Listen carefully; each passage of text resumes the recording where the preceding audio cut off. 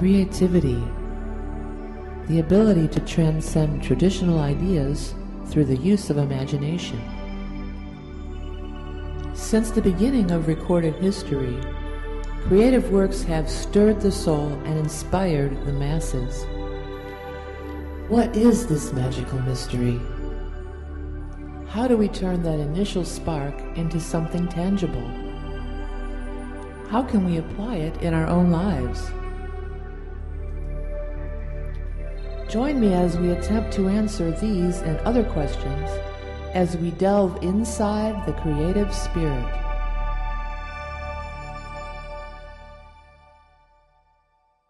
Lynn Andrews is the renowned teacher and author of the international best-selling Medicine Woman series. Lynn continues to enlighten the masses through her work, which now includes a radio show host, radio show guest, speaker, workshops, and her shamanic mystery school. Lynn is also hosting events in Hawaii, Arizona, New Mexico, and internationally. Public events this year of 2016 include the Joshua Tree Gathering and her Hawaiian retreat, as well as several online courses that are scheduled for this year. It is such a thrill and honor for me to welcome to the show Lynn Andrews. Thank you so much for joining me, Lynn. Vicki, thank you so much. How nice to be with you. It's so nice to be with you as well. Why don't you give our listeners a little background on your childhood? Did you know that someday that you might be a writer, or did you have an interest in that as a child? I did. I always wrote my experiences, which I've continued to do all of my life. I grew up sitting in apple trees, writing about my animals. I would write spice and spunk stories about my horses. And I would write about my dogs. I would write about nature one way or another. And it was always something that made me feel good. A lot of writers feel a terrible stress. They really don't like to write, but they feel they have to. I don't know what that feels like, because I've always felt a wonderful, just an innate joy in being able to cross over from the ordinary world into that extraordinary landscape of magic and power, if you will, the power of the written word, the power of other states of consciousness. Awesome. And speaking of other states of consciousness, what was your spiritual environment like as you were growing up? Was your family religious, or what was that like? I was very fortunate to have my parents were wonderful. They got a divorce when I was 8, 9 years old, which was very, very difficult, because I would live with my mother during school, my father in the summer, and I was always back and forth. But I chose to go to a Catholic school in the beginning. And it was wonderful because I could play the piano, but most important, there was a chapel and I could go and I could pray. And for some reason, I have always talked with God, whether that was a goddess being, who that was. I never really had a figure, but it was a divine presence in my life. And I had always been able to see lights around people. And I thought everybody saw lights around people. And, I could see their stress in their body, even their illness, 5, 6 years old.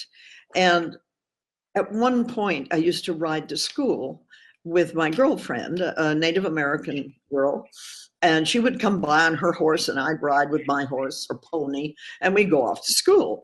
And one day I noticed that she was surrounded in this red color, and I knew that her father was very abusive and he was an alcoholic. I could tell that she was in real pain.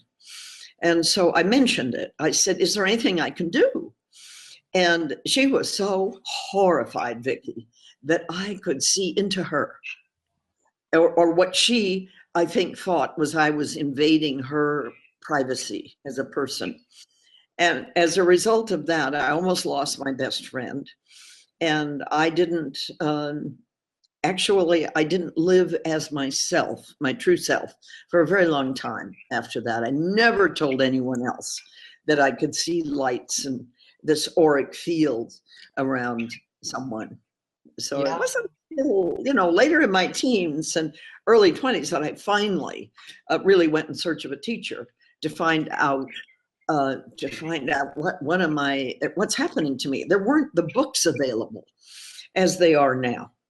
I was one of those first people that came out with this, not only my own frailties and emotions, but this own vision of equality, not power over man or woman, but inequality. And at the time, the female consciousness in the world was wanting hugely, and even in my own society. So I did do a lot in my first book about empowering woman and her strength, and being able to follow your dream. Follow your dream. That was what was so important to me early on, because I hadn't really done it. Yeah, well, you were a trailblazer, absolutely. And it's interesting. I also was raised Catholic, and I think some of us may have chose that kind of incarnation because in the Catholic religion, there is a female icon of Mother Mary. I think that's part of it. And I didn't know you played piano. That's also really cool because I'm a keyboard player. And then, Are you? yeah, I am. I was a professional keyboard player for many years. And you definitely were a trailblazer, no doubt about it. And your book, Medicine Woman, which is the thing I wanted to talk about next, totally opened me up because I had read Carlos Castaneda and the teachings of Don Juan, and that kind of stuff intrigued me. And so you were the first one that I ever knew of that came out with the female counterpart to that. So for those of our listeners who don't really know about it, kind of give us a little background on how did Medicine Woman come about, your first big book? Boy, it was several years there in the beginning of trying to find a teacher, many male teachers in the world. I wanted desperately to learn from a woman. And I finally kind of edged towards the Native American, because my best friend was Native American, and I was exploring that. And I knew that I was going to be a writer, and I knew early on, Vicki, I don't know if you felt like this, but I always felt like there was something I was supposed to do, a vision, some kind of teaching, but I hadn't the faintest idea. What am I going to teach? And so finally, the whole story of Medicine Woman, where I'm in a gallery in Los Angeles, and I see a print on the wall, a beautiful sepia print of a marriage basket. And underneath it said McKinley 18 something or another. And we were at a Stieglitz exhibit, and he doesn't do work like that. So I put my hands on the frame of this picture, and I felt my hair blowing in the north wind. And I jumped back, and I'm looking at this. I know instantly that I've stepped into a little crack. There was another reality there. There's so much more to life than what we see. And I said to my friend, I want to buy the picture. And he said, no, let's leave, come back on your own time. So we left the gallery, and I had dreams that I was then to have for months of this ancient, beautiful elder woman, Native American, handing me, proffering to me in her hands this beautiful basket that I'd seen in the photograph. And it was called a marriage basket, not a wedding basket, a marriage. It was different. And so I kept seeing it. I was dealing peripherally in art. Wow. And I saw it as a dealer in art. I was looking at this beautiful piece. I'd never seen anything like it. So I went in search of it. And that took me into my journey. I mean, all of Medicine Woman is really about how I came to my teachers in the north of Canada, Agnes Whistling Elk and Ruby Plenty Chiefs, and they became my teachers, my mentors, changed my life forever, because I went into apprenticeship with them, and I began to learn. I began to learn the things that I had so wanted to know. And it was with them that I found that I had to write about the things I was learning. And they said, you must write about our work together. And I said, I don't know how I'm going to do that. First of all, it's broken English. Sometimes they're speaking in other languages. And not only that, but all I had were these scraps I used to write on my jeans. I'd write on the inside of my arm because we'd be out in the wilderness somewhere, and I'd write on little pieces, scraps of paper. The box full of my original Medicine Woman is filled with scraps. And I had put those all together when I actually went to write Medicine Woman. Those scraps belong in a museum, I think, at some point, right? So you've got the notes, and then how did you go about approaching publishers? They must have thought you were off your rocker. What happened then? Or how did that go? Well, they've always thought that. So it was up to me. But in Beverly Hills, where I lived, and we were in the film business, my ex-husband was in the film business, and we were making movies, and I knew people, fortunately. Yeah. And I'll never forget it. I went to this woman that had been suggested to me who was an agent, and I brought her my precious beautiful manuscript that in today's market was an absolute mess. And I only write longhand, P.S. I don't type. Oh. So I've written 20 books in longhand. And I presented this to her like I was presenting a crown to her. And she just takes it, okay, well, call me in a couple of weeks. Mm-hmm. And so I did. And she said, come in. So I came in, thinking, oh, she's going to be so excited. And she had a man standing next to her.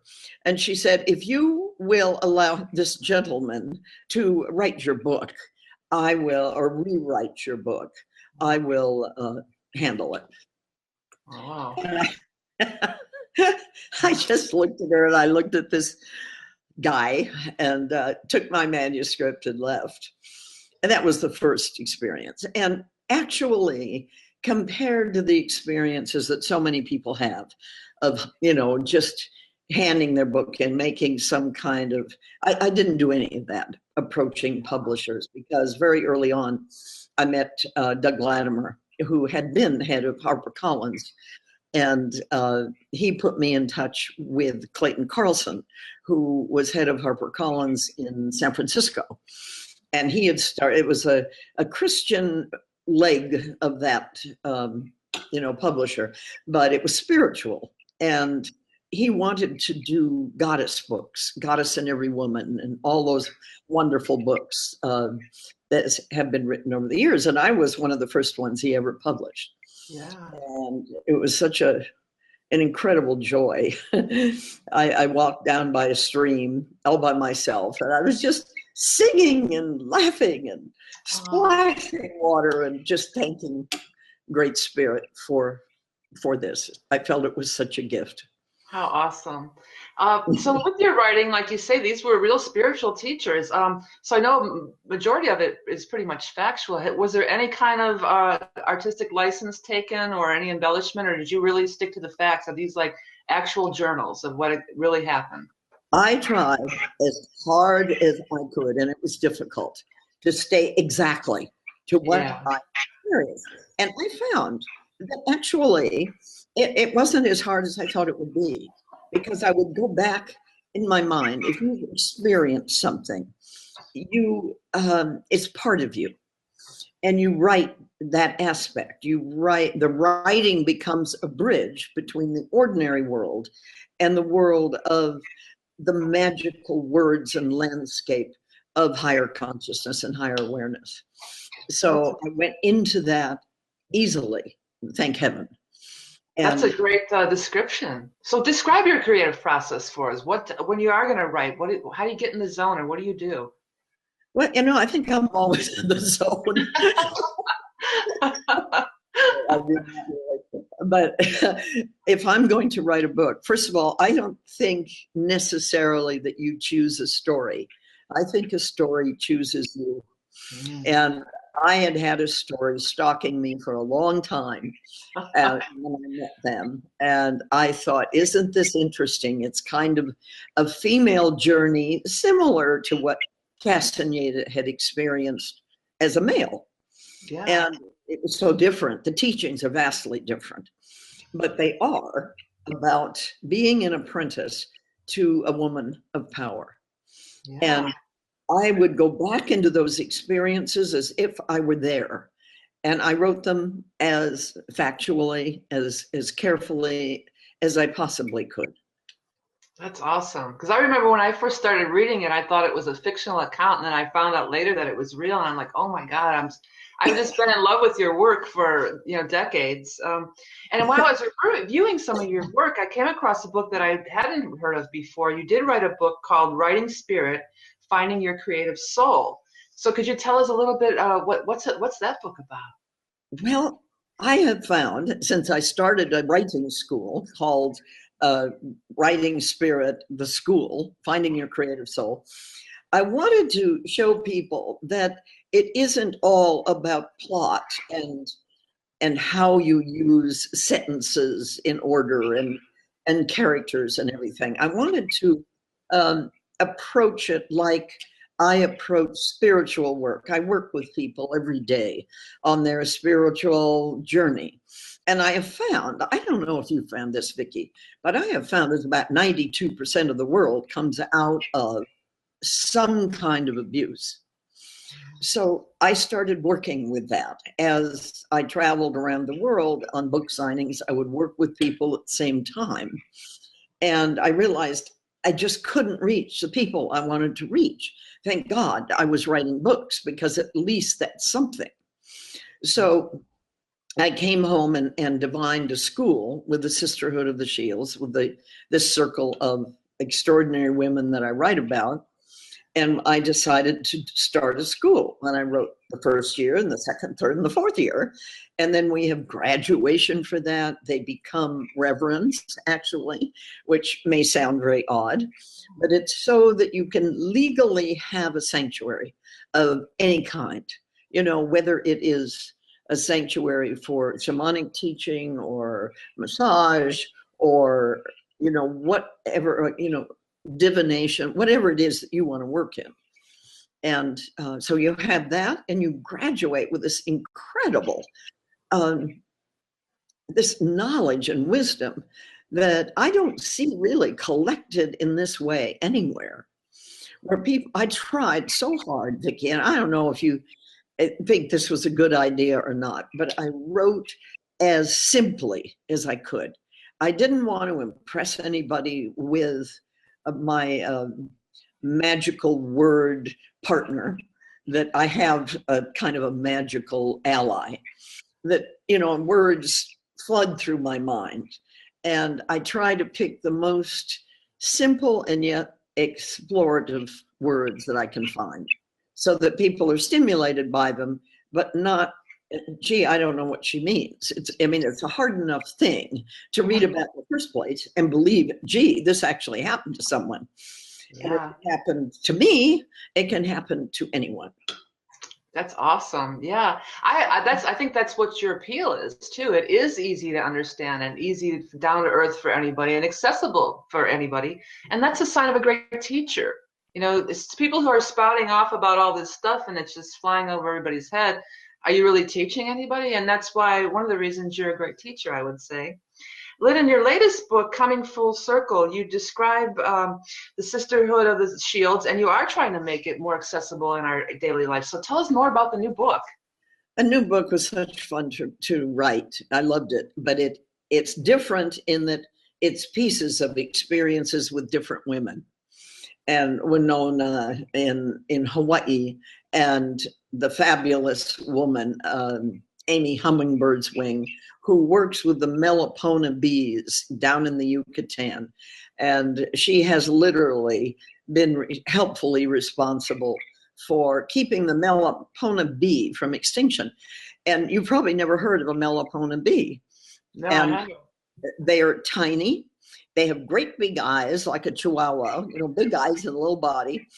And they are practically extinct. And they create a healing honey that the Mayan kings, the Olmecs, etc., ancient people always collected these jars of honey. And they were like money. The wealth was known depending on how much honey you had.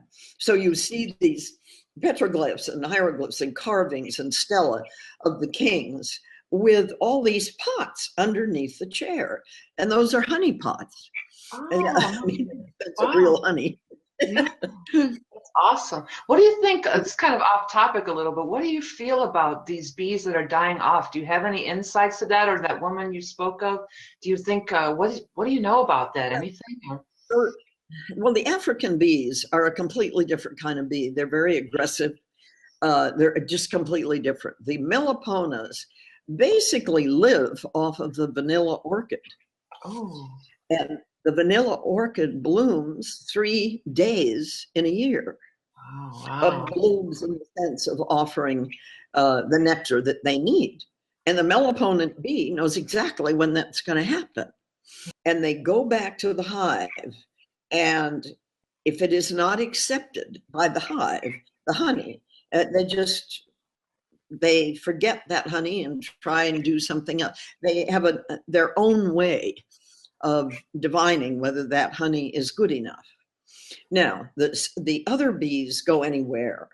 And it's my feeling that we have so many plants that have been changed.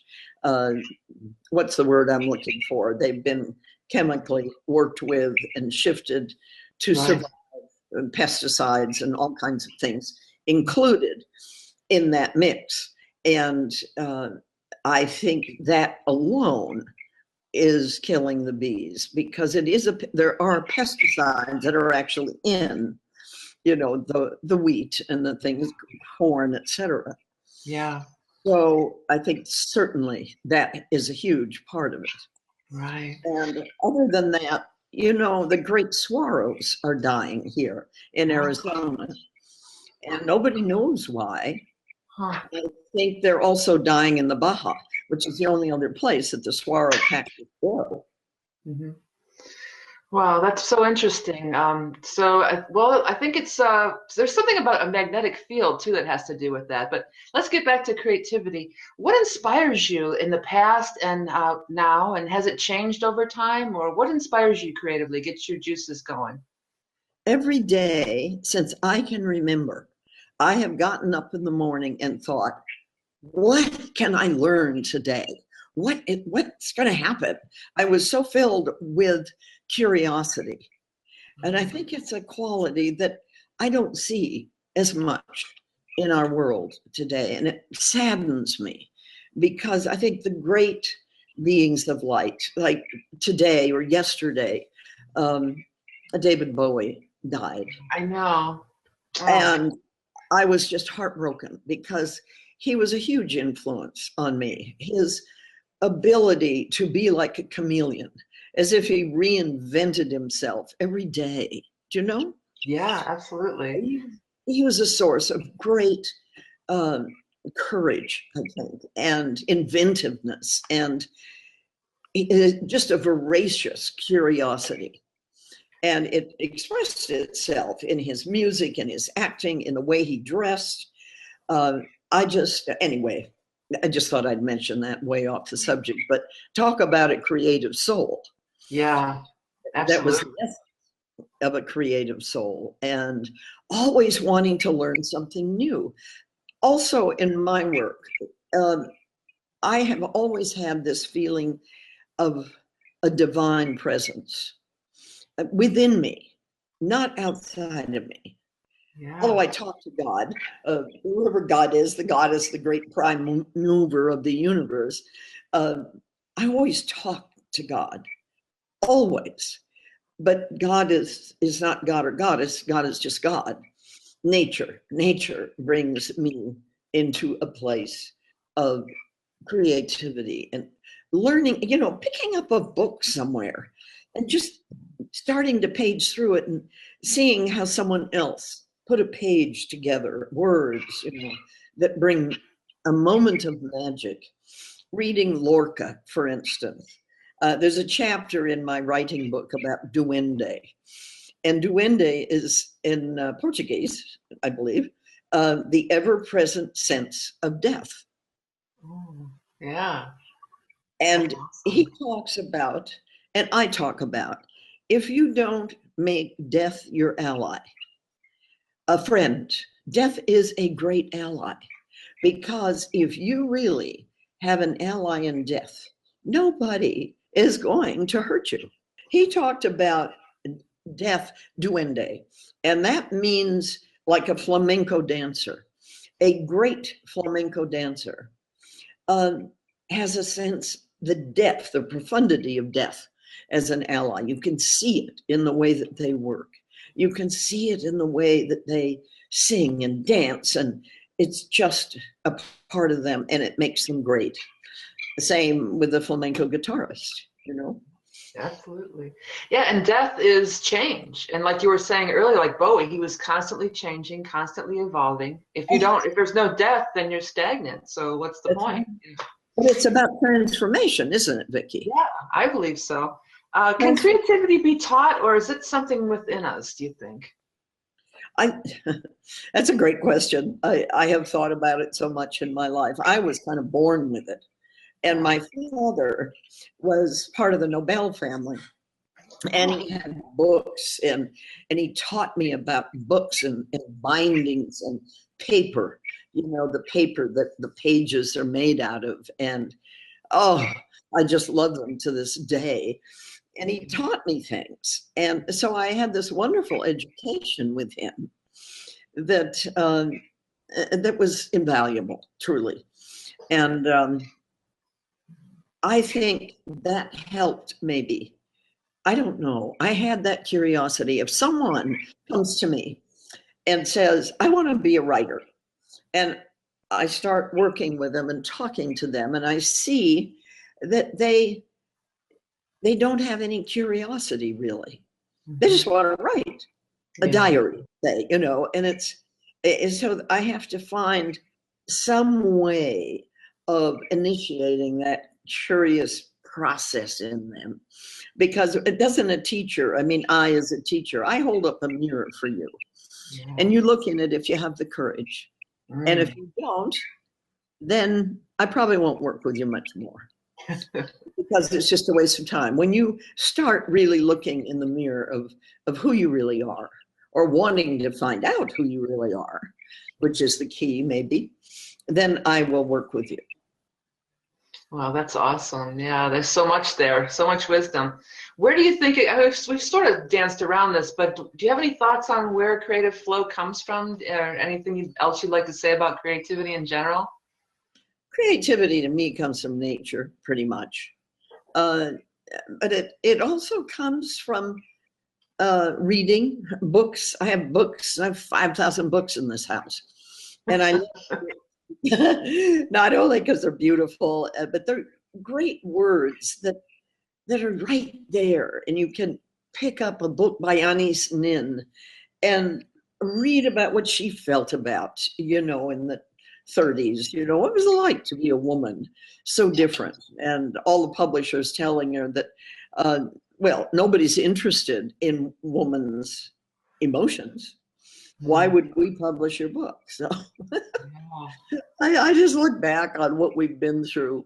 It's quite something. There is a divinity in life. I don't even pretend to know what that divinity is, but I think there is a divinity, and I think it has to do with balance of the male and the female. That's why I write about that so much. Balance of nature with all other aspects of life.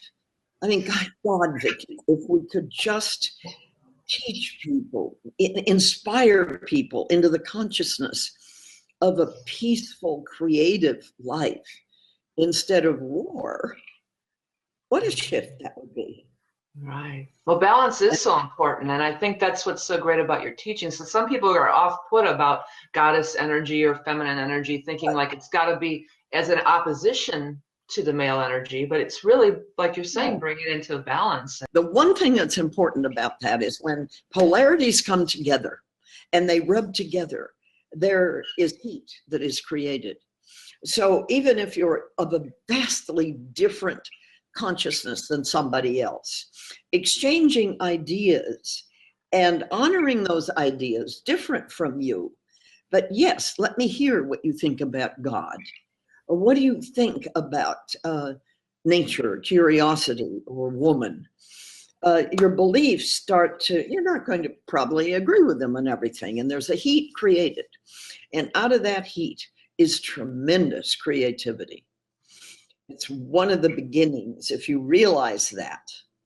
How do you create that in your life? That's one of the things I teach in my schools. The online courses, for instance, are, I give 4 of those a year. They're shorter, and you can do everything from your home, but it does start to make you think. And you start practicing these things with, you're doing it out of your own, the own landscape of your mind and your heart and your body mind. And then you start to write, because I think that if you learn to create something of beauty, it changes everything, changes you. What happens when you meditate? You change the frequency that you are living in. And then the thoughts leave your mind, and there's a place of stillness that you come into. If you understand that everything's made out of energy, it's just how do you use it? And that's what I have been so thrilled to be able to teach people. They can move their energy around, boy, and then they can find happiness, stillness, and then use that in the creative field. So go ahead and tell everybody about your school, and how can they find out about it if they want to take your class or one of your live seminars. How can they find out more about you? I am on the road a lot, and on my website, linnandrews.com. We're working on the website. I don't know anybody that's not working on their website, but we're working on it at the moment. But it has lists of where I'm going to be. And every year in the end of May, I give an open big event it used to be at Joshua Tree, and then it was at Ghost Ranch in Santa Fe, New Mexico, and now it's going to be in Phoenix, Arizona at the Franciscan Renewal Center, which is a great change. It's beautiful. It's 24 acres at the foot of Camelback Mountain, which is very sacred. And we do 4 days of meditations, visualizations. I teach you how to make something beautiful. We do a sacred fire. We do the labyrinths. We do a ceremony. But I also do a lot of teaching. And I try to impart to you something new so that it stimulates your curiosity and your dream. I try and get people, dream big, dream everything. Be as successful as you can be. Be successful in writing your books, in your endeavor as a computer technician. Be successful. Why? Because you need freedom in your life, right? Yes. You need freedom to be able to go to the beautiful places like Egypt. Well, not right now, but I often taken people. I just got back from Peru, which is extraordinary. I mean, what a place. I've never been. That's one of my top of my list. I've always wanted to go there. Be in good physical shape. That's all I can tell you. It takes a lot. But it's a beautiful experience. And Machu Picchu and Lake Titicaca and all the places you go to in between are magnificent in their own way. And you feel the energy of the land, and it becomes part of you. And it's very, very special. But anyway, the reason I'm mentioning that is that you need the freedom of some kind of financial success to be able to do that. Yes. So that's why I say dream big. I mean, get your foundation in order. So many people today think they're not worthy of it, or that money is bad. money is the root of all evil. How can a shaman teacher be talking about that? And it's because I want you to be able to voraciously enjoy everything in life. Oh my God, we do have the ability to travel, and we can enjoy those things, not just as a trip to Ireland, but to the sacred places of Ireland and what the ancients taught us. Because, Vicki, you know this, that the ancient teachings are as important today as they were in ancient times, because sometimes those ancient teachings that we have bring nature into our reality. For instance, taking a look at a tree and just putting your back against that tree and just sitting on the ground with it and closing your eyes and imagining the roots going down into Mother Earth and becoming that tree. It's just simple. This is so simple. But imagine your roots and the energy coming up. Mother Earth, you can feel her energy. And she comes up through the roots into the tree and into the branches. And it gives you a meditation without you even thinking about the fact that you're really meditating. And you dream and you go up to the branches and you feel the wind through the leaves. And you might even go into the seasons, into the spring and the summer. And then what's so interesting to me is in the fall when the leaves drop. It's moving towards the teachings of elderhood. What is that like? Are your leaves dropping? And what does that mean to you? And you learn from that. You learn about the process of life and death, and that there really is no death, that life just refertilizes. Those leaves go down, become part of the earth, the seeds are there, and again when the sun comes in the spring, they're born again, just like you. Yeah. Oh, that's so beautiful. Lynn, you are a national treasure, and I told you off camera, but I'm going to say it again for everybody to hear. I mean, you influenced me so much in my early spiritual development. I'm so inspired by your teachings, and you're a national treasure. And I'm so happy that you took the time to talk with me today. And I wanted to thank you from the bottom of my heart for this beautiful interview.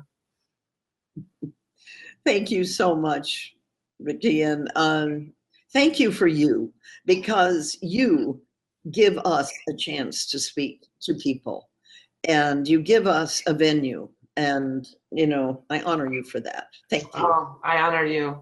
Okay, goodbye, everyone. Namaste.